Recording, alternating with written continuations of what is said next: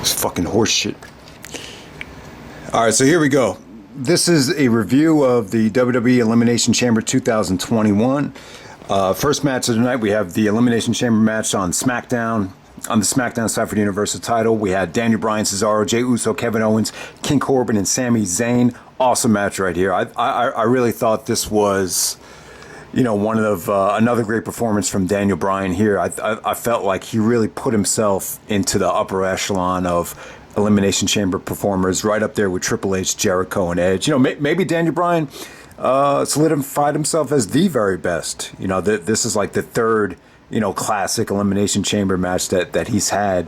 I thought Cesaro was the MVP of this match, though. I thought he looked awesome. The only part of the match that kind of dragged was the King Corbin stuff. Corbin really put a headlock on this match, but Cesaro did some pretty impressive things. The pull up on the top of the chamber.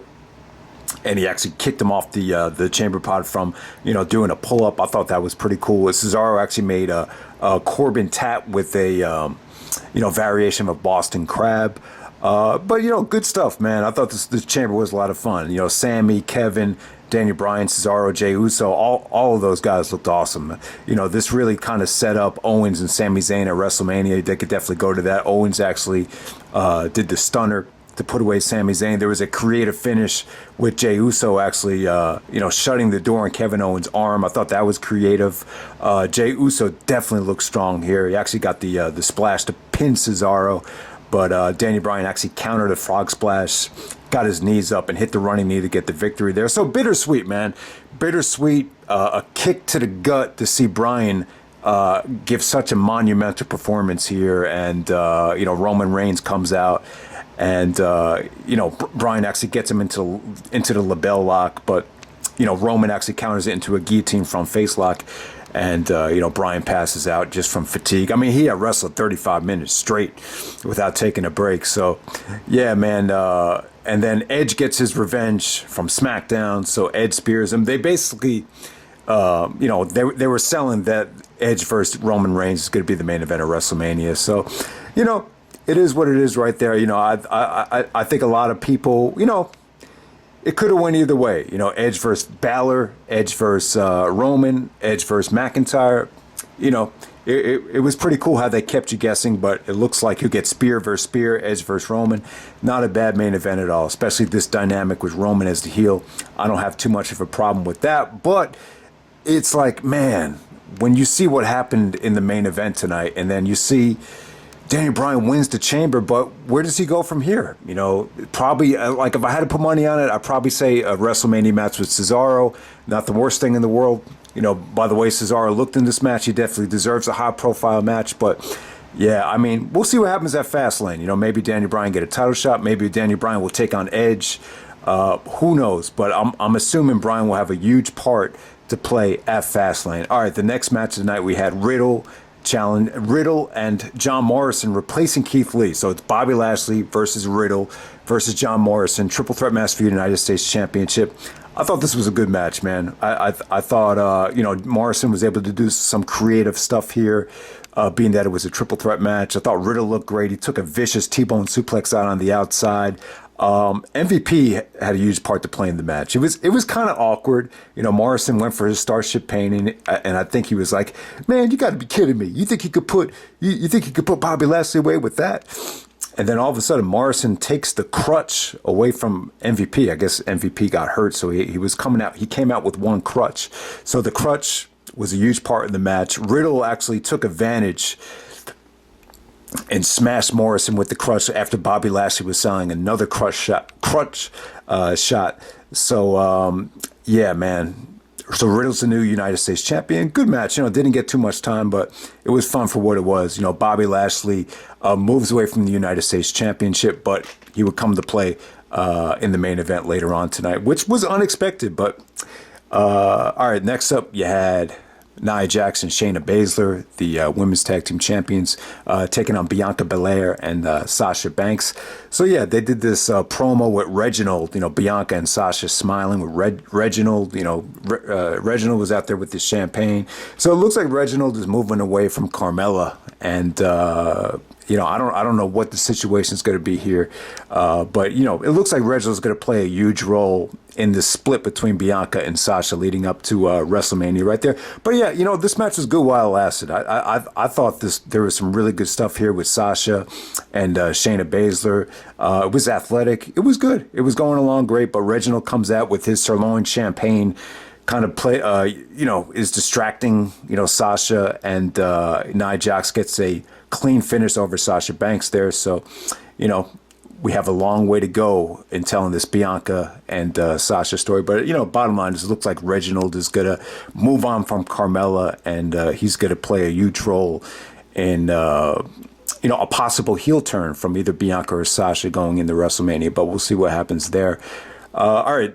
Next up, we have the Elimination Chamber for the WWE Championship, the Raw Elimination Chamber. We have Drew McIntyre defending the belt against AJ Styles, coming out there with Omos, who played a huge role in the match. Omos.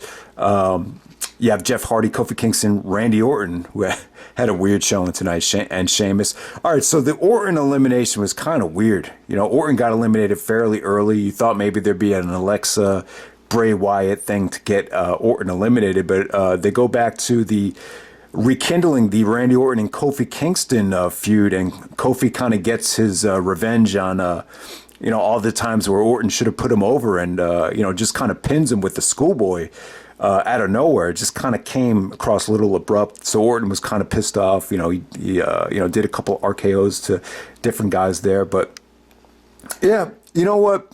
I thought it was a good match, but it kind of had a feel to it like the first Cena Elimination Chamber where Edge cashed in at New Year's Revolution 2006.